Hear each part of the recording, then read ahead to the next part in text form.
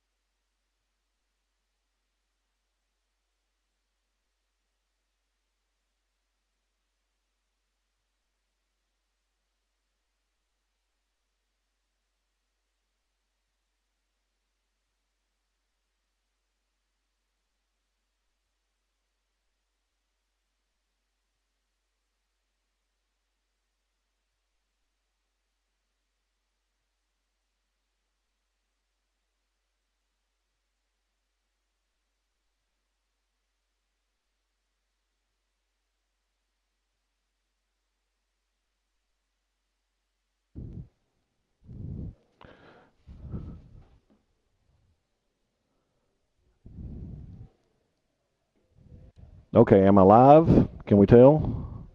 Okay, well this is Joe Dodd with the Gilmer Buckeyes Broadcasting, and waiting on my partner Todd Robinson. Jeff Rash is not here tonight. Of course, this is just a scrimmage for the Buckeyes, um, facing facing the Whitehouse Wildcats. We'll say that fast a few times. Um, if you were with us earlier, you saw some of the controlled portions of the scrimmage where the teams just came out and ran a set number of plays per team. And but now this is supposed to be live football for 2 quarters, so a whole half of football here for the Buckeyes and the Wildcats tonight. And on the first play from scrimmage for Wildcats, make a good run where they dragged the pile quite a ways. It looks like a pickup of about 7 yards. Now, one thing that we're not going to be able to do tonight is we're not going to really be able to identify many players, especially from Whitehouse, because despite the fact that they are wearing numbered jerseys, there was no, roster provided by either team. And even if there were, if you thought you might know the numbers of some kids from either side, I know for one that Gilmer is probably not having their kids wear the same number that they're going to wear during the regular season.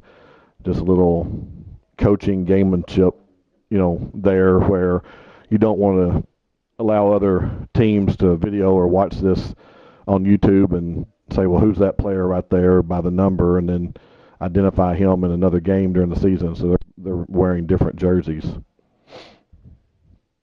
So probably won't do a lot of talking tonight, honestly, since we don't have players' names and things of that nature. Just mainly we're testing out equipment. We're testing out new software. Possibly replay. You might see us attempt some replays here. If you've been watching for a while, you saw a few replays, and sometimes those replays of just the huddle and things because we were trying out the software and stuff. So don't expect anything real fancy tonight because this is just a trial run. Like I said, it's a scrimmage. We did not communicate to anybody that we were going to do this online tonight. So if you just happen to find us, consider yourself lucky if you wanted to watch the Buckeye scrimmage or the Wildcat scrimmage tonight. So just bear with us. Don't send up many complaints about this, that, or the other because this is not a regular broadcast tonight. But as you can see, Wildcats made a big play just a minute before that. Looked pretty good running the ball and throwing the ball on the Buckeyes. Got the ball inside the 30-yard line for another first down, or they're marking it right. Yeah, it looks like they're going to mark it at the 29. So 1st and 10 for the Wildcats at the Gilmer 29. We have a new scoreboard graphic that we're playing with, and it will just show the score and the quarter, and then of course we still have the camera on the official scoreboard clock. So we hope that's a little bit better than what we had been doing in years past, because we would just show the whole scoreboard, and it appears in such a small part of the screen that you really could not see all the elements of the scoreboard very well because they were so small on the screen. And we feel like that moving it to a more graphical scoreboard, which just shows the score and the quarter, and then the clock is the only thing showing up from the camera. Hopefully you'll be able to keep track of the game as you watch it, this year a lot better.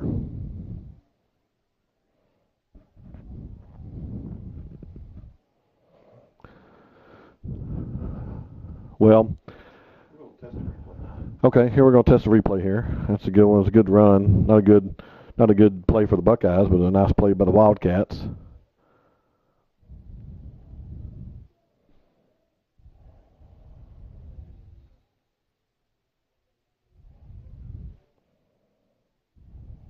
All right. Hope y'all like that. Like I said, we're just playing with that this year. We missed a play during the replay, but it was basically a no gain for the Wildcats. Might have actually lost a few yards. Of course, for the Buckeyes, seeing the team go up and down the field on us was something that happened a lot last year, as our defense early on especially gave up a ton of points and a ton of yards, unlike, most Buckeye teams. And, of course, about midway through the season, the coaches got together and completely changed the defense, overhauled the scheme that they ran, better fit the kids, and defense got a lot better from that point on and was even good enough to really do a number on the number one offensive team in the state championship game. And big reason the Buckeyes won their fourth state championship was because of the defense last year. And so any of this stuff, if you're watching, don't get panicked if you see Whitehouse go up and down the field on the defense. Doesn't mean they're going to.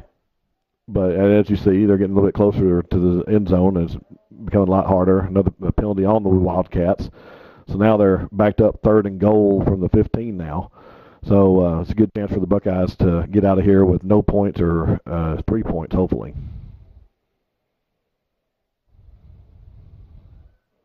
Attempt for a touchdown towards the corner of the end zone, well covered by the Buckeyes cornerback there. Probably not catchable, but still very good coverage. So it brings up a 4th and goal for Whitehouse at their own 15. And so it looks like they're going to bring out the kicking unit, which, that's what you'd really expect, especially during a scrimmage, because they need to work on everything, and kicking is one of the things they want to work on. So this will be, looks like about a 31 or 32-yard attempt for the Wildcats. And it looks good. So the Wildcats lead 3-0. And we'll figure out how to change that on the scoreboard here.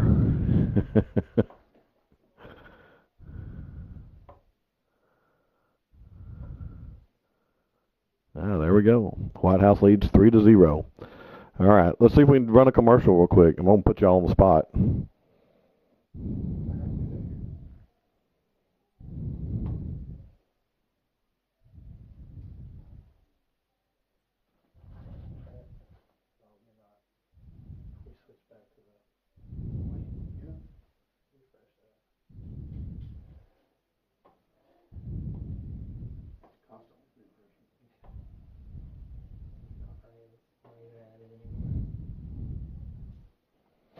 Like I said, we're all in beta test mode tonight.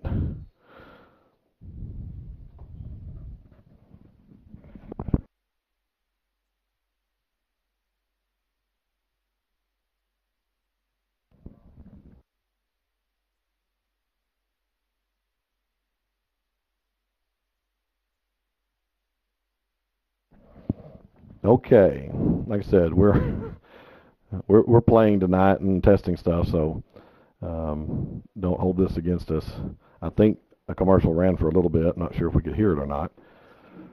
But Gilmer will take over, trailing Whitehouse 3-0 at their own 25-yard line, 1st and 10 for the Buckeyes. Buckeyes do have a all-state returning quarterback in Caden Tennyson, but had to move in over there. Well, it was actually in the spring before school was out.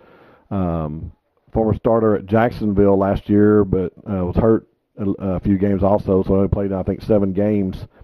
Brady McCown, and if that name sounds familiar, the McCown family is well known, especially for quarterbacks in the Jacksonville area. There have been some in Rusk and everything, and of course, former Buckeye head coach Jeff Traylor coached a lot of McCowns in Jacksonville.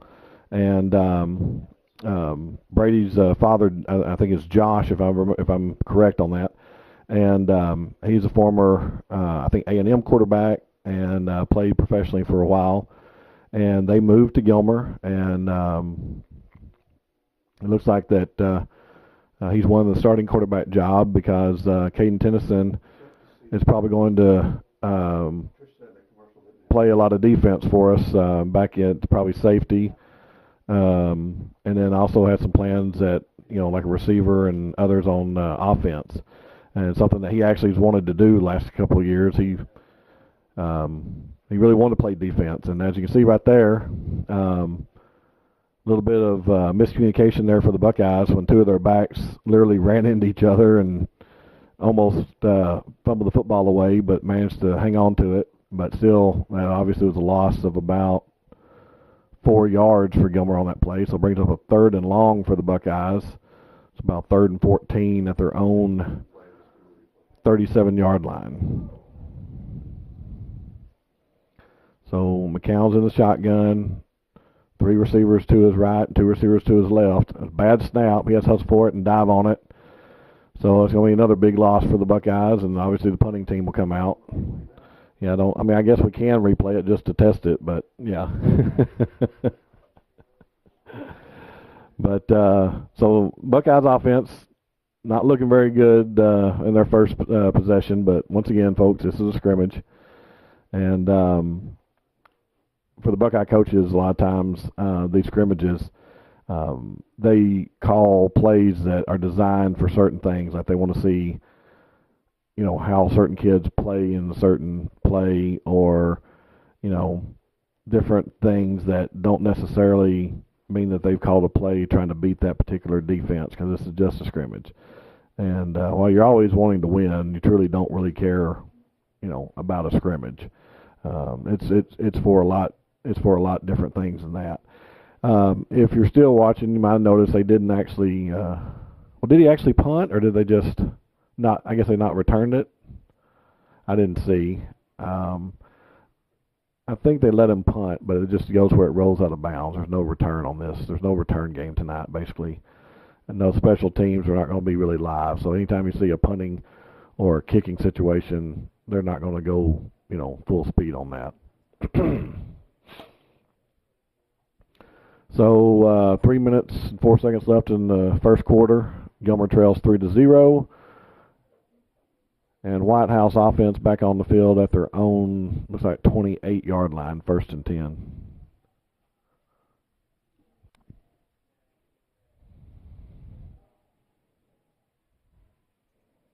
So a little run by the running back there, sniffed out quickly by the defense, pickup of 2 yards to the 30 for Whitehouse, brings up a 2nd and 8. I guess Todd's just not coming, huh?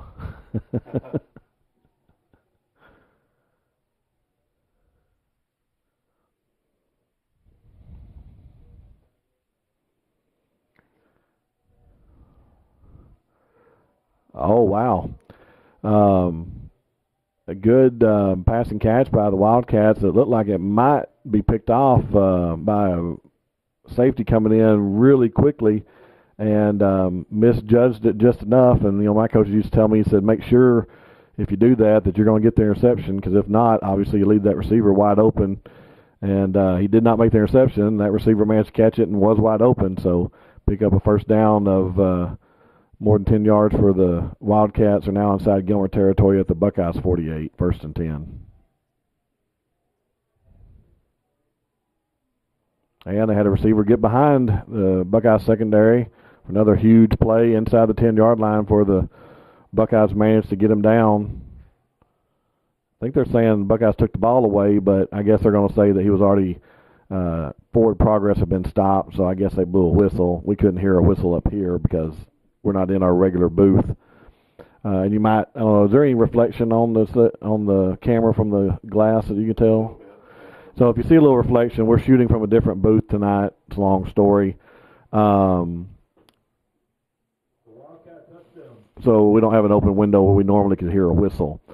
But so as soon as the Wildcats get down there, they score on a running play next possession. Go up ahead of the Buckeyes 9-0 pending the extra point. 1 minute, 18 seconds to play in the first quarter.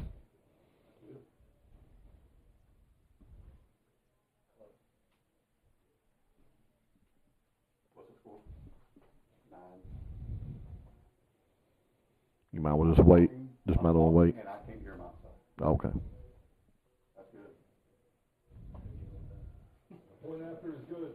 Yeah, point after is good for the Wildcats. They lead the Buckeyes 10-0 with 1 minute 18 to play. Try another commercial. Yeah, we'll It's fully loaded, great gas mileage, 30,000-mile warranty. I like it. What else do you have? Here's one. It's fully loaded, great gas mileage, 30,000-mile warranty. Looks like the same car. Exactly the same. But this one's $120 less per month. What's the catch? No catch if you use Credit Union of Texas. Let me show you. With the Credit Union of Texas Flex Auto Loan, you get the car of your dreams. Lower payments, no hassle. Get started now at cutx.org. Crowley Funeral Home has been serving families in Gilmer since 1883. Funeral director and Gilmer High School graduate Troy Murray leads the professional staff at Crowley Funeral Home and is committed to providing dignified, respectful, and compassionate assistance to every family in their time of need.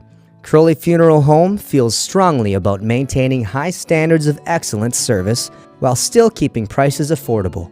At Crowley Funeral Home, we treat your family as our own. Okay, welcome back. We are live at Jeff Traylor Stadium in Gilmer, Texas, where the Gilmer Buckeyes are trailing the Whitehouse Wildcats 10-0 in the first quarter of what will be 2 quarters of live action in this scrimmage tonight.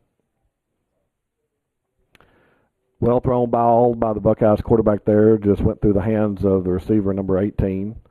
Like I was saying earlier, we don't have any rosters for this group, and they're probably not wearing the same numbers they're going to be wearing next Friday night when they face the Pine Tree Pirates here at Jeff Traylor Stadium. That kickoff is at 7:30 next Friday night. So we appreciate those that watch the game, but if you can make it to the stadium, please come to the stadium and cheer the boys on. It makes a big difference for them to hear you in the stands. Run by the Buckeyes back, nowhere to go, no gain on that play. So it's going to be a 3rd and 10 now for the Buckeyes at their own 25-yard line.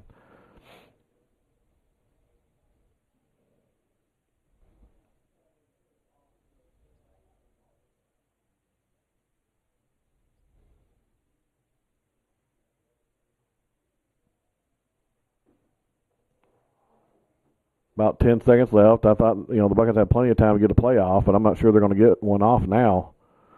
They're not. It's 4 seconds to go. They're not going to get a play off.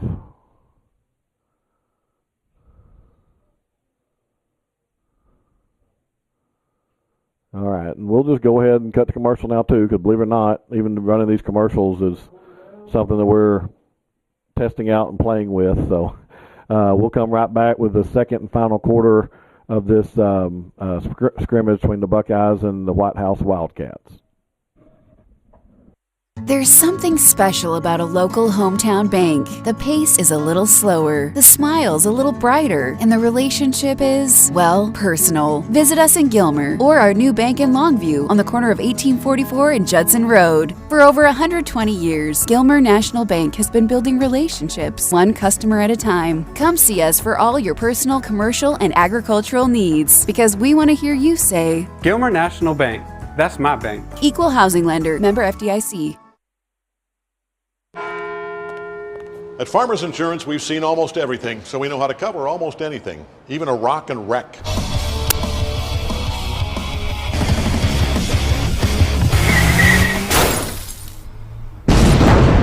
Yeah! He rocked and rolled right into it, but we covered it. At Farmers, we know a thing or two because we've seen a thing or two. We are farmers. Bum, bum, bum, bum, bum, bum.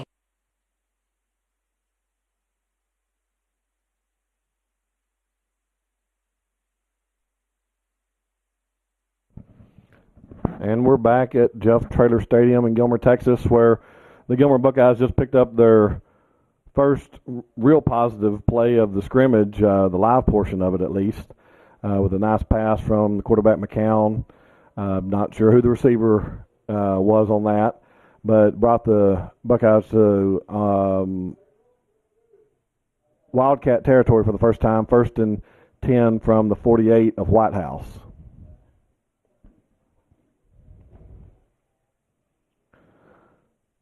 Another hard thrown ball, but caught by the Buckeyes for a gain of about 4 yards.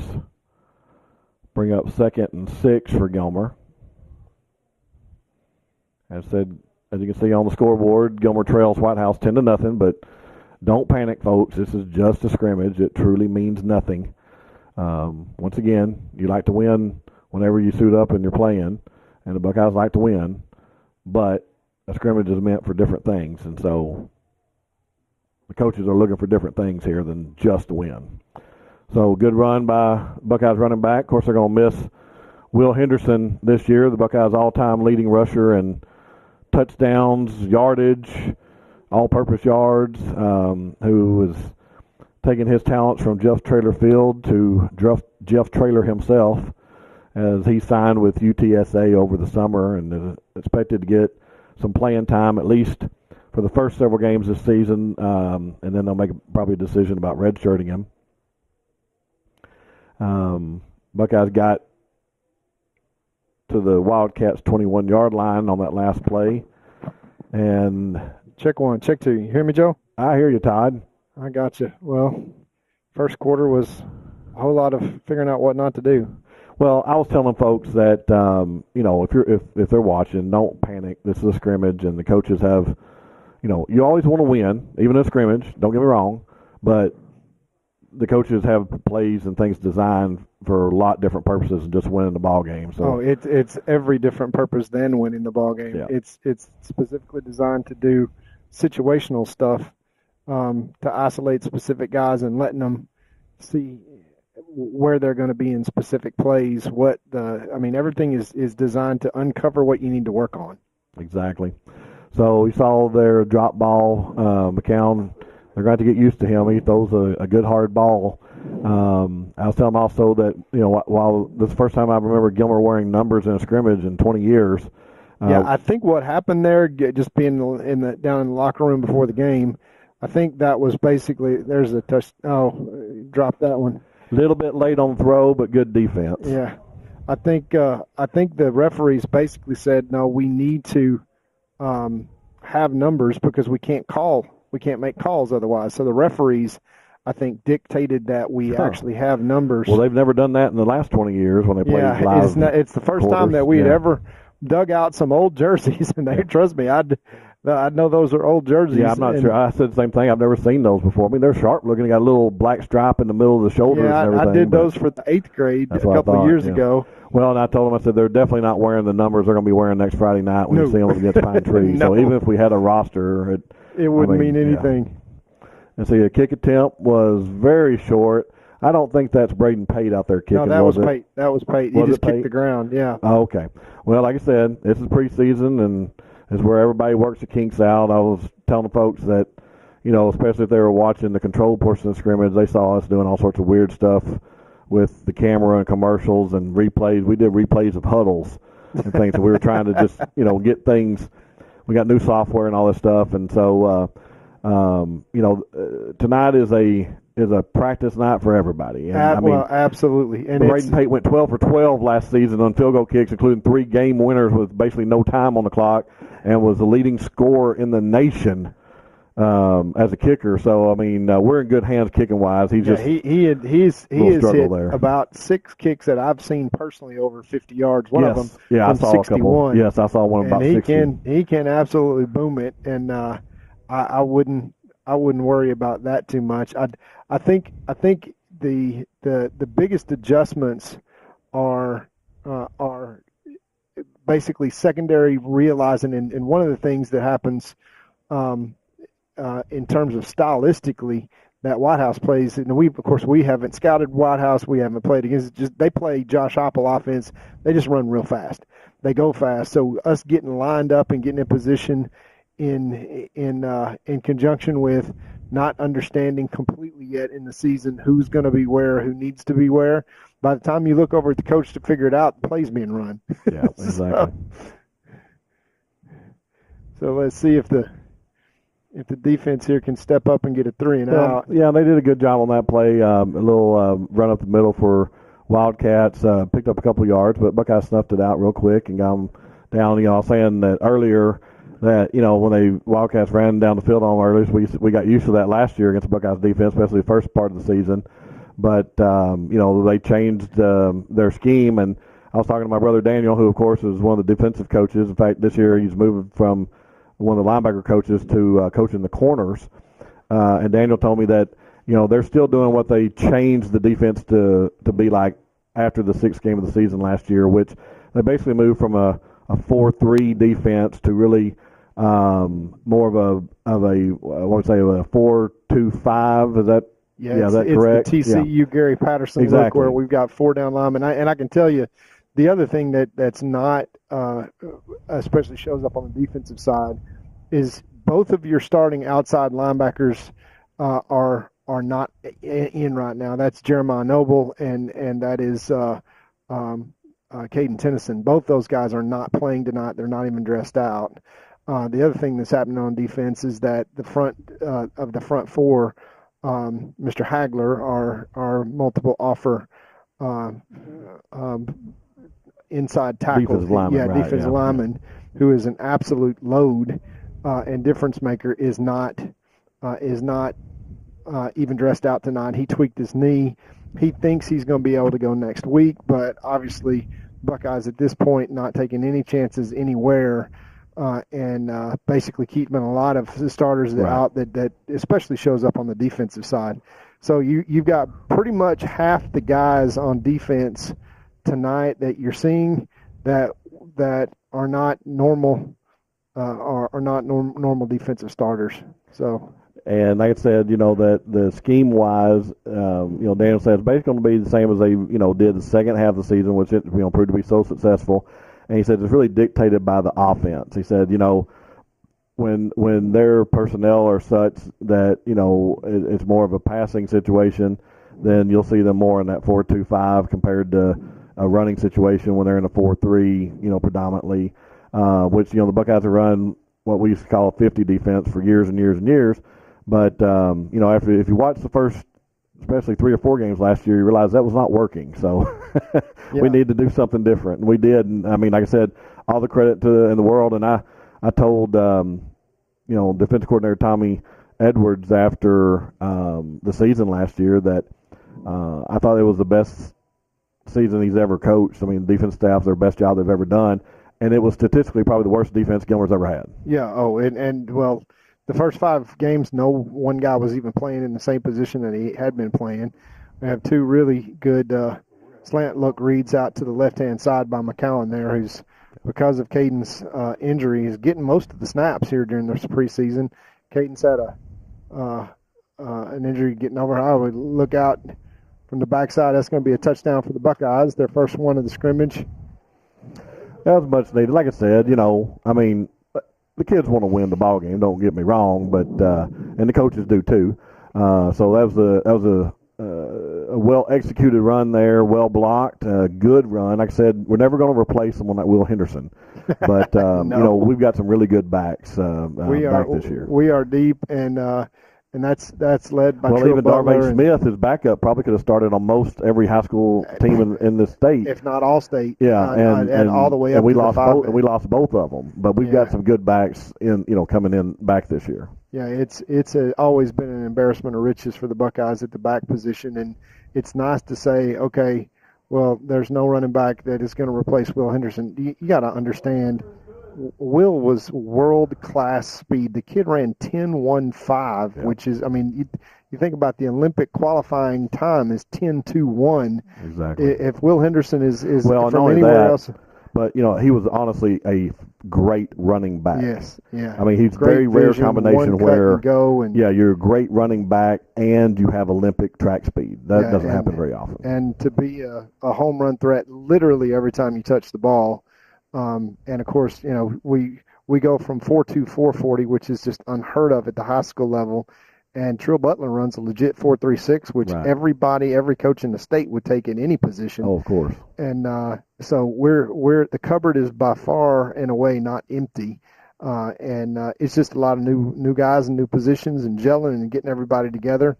And that's exactly what preseason is for. And here with 5:32 left to play in this 2-quarter live scrimmage, I wouldn't count the Buckeyes out from maybe even scoring a couple of more touchdowns here. Definitely. Going in. I think we can kind of throw the ball deep as we saw in the first part of the scrimmage anytime we want. We're just not going to do it a lot in the scrimmage. Exactly. No, it's not going to happen. Right now we're we go into every single play, and coaches have what's called situational scripting. In other words, on first down, I've got these 4 plays, and instead of us trying to run our best play, our coaches are saying, no, we're going to run the play we need the most work on. And so we go to our worst play in every situation, and that's hard for fans to really comprehend and say, well, why would you do it? Look, we know what we're good at. Right, this exactly. is the time of year that we're trying to focus on the things that we're not good at. Yeah, let's work on those things that we might need later on, but we have to really work on them. And yeah, that's exactly right. And I'll tell you this: if you want to compare apples to apples, go back and watch the scrimmage games from last year, and then compare them to scrimmage games from this year. And quite frankly, especially on the defensive side, it's daylight and dark. Yeah. I didn't see the lights dim. Yeah, I think one of our lights trees is on the left-hand side. To our left-hand side on the home side, you can kind of see how the field is a little bit darker down here in the corner. It was noticeable right that second there. I don't know if Coach York was but talking about that going in, and we did have some issues last week. Or for Meet the Buckeyes, we had some issues with that lot tree.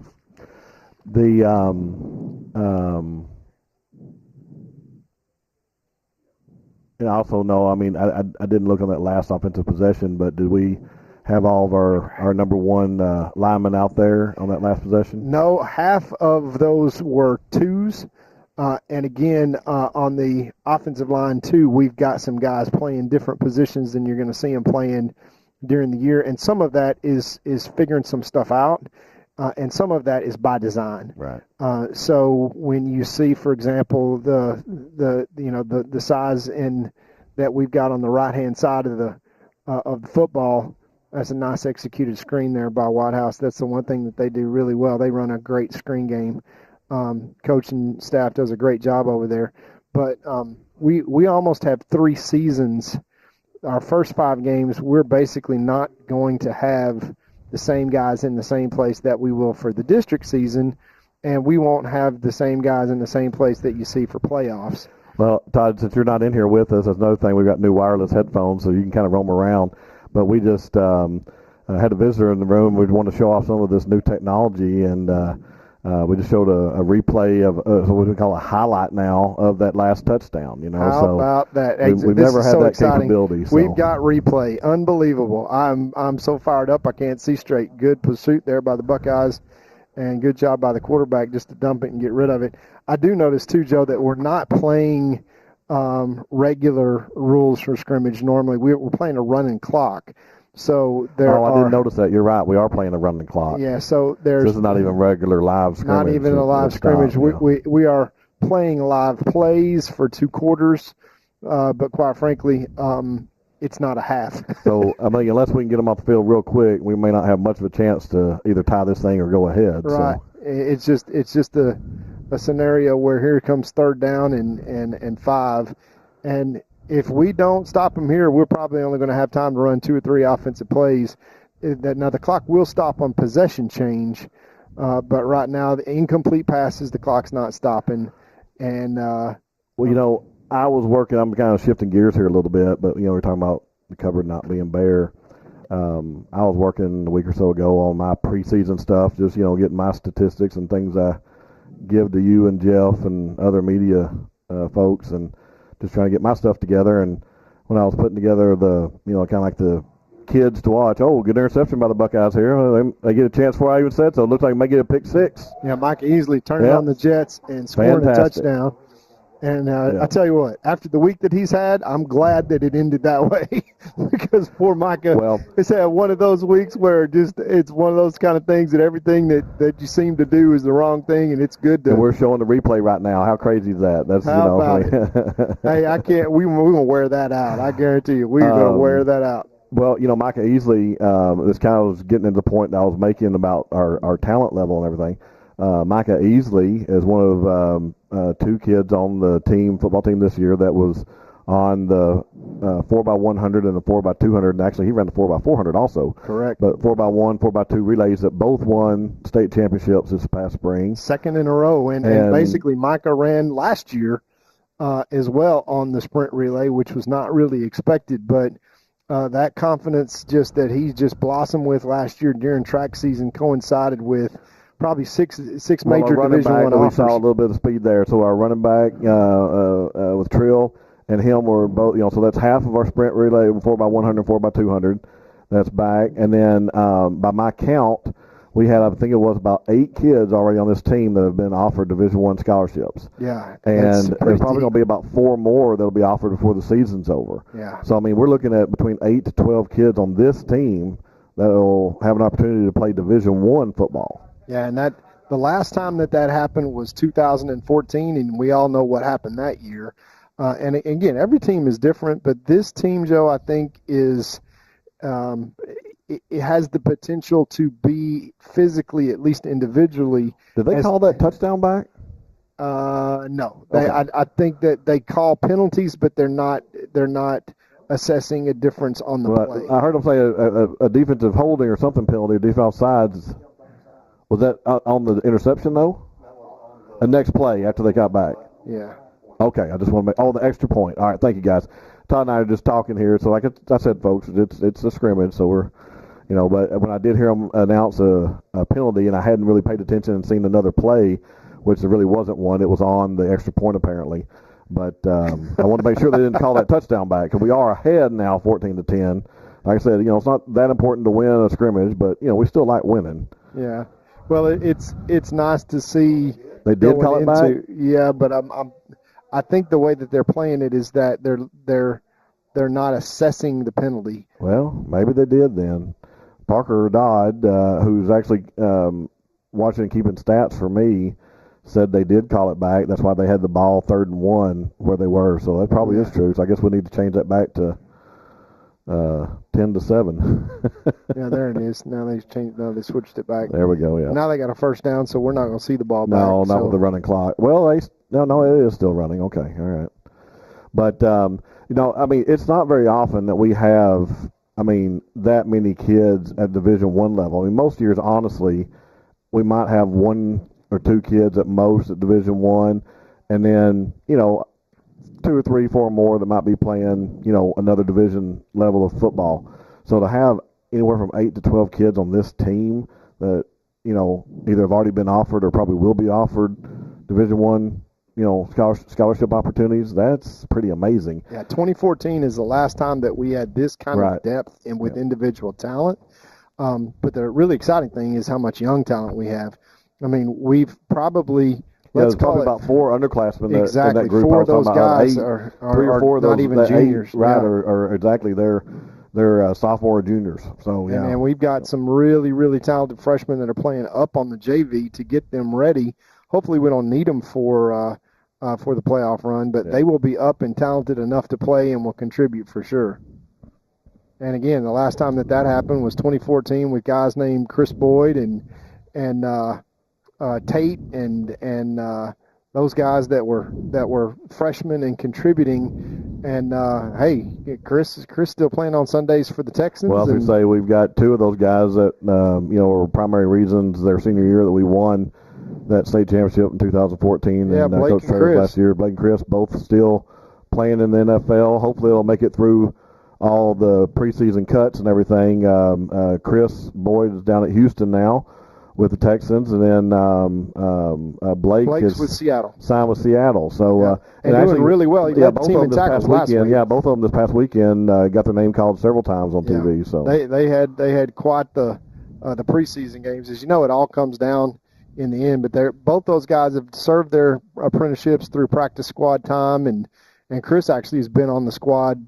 Sometimes he's been the last man, but he's been on the squad I think every year. So I think he's actually tenured, which is awesome.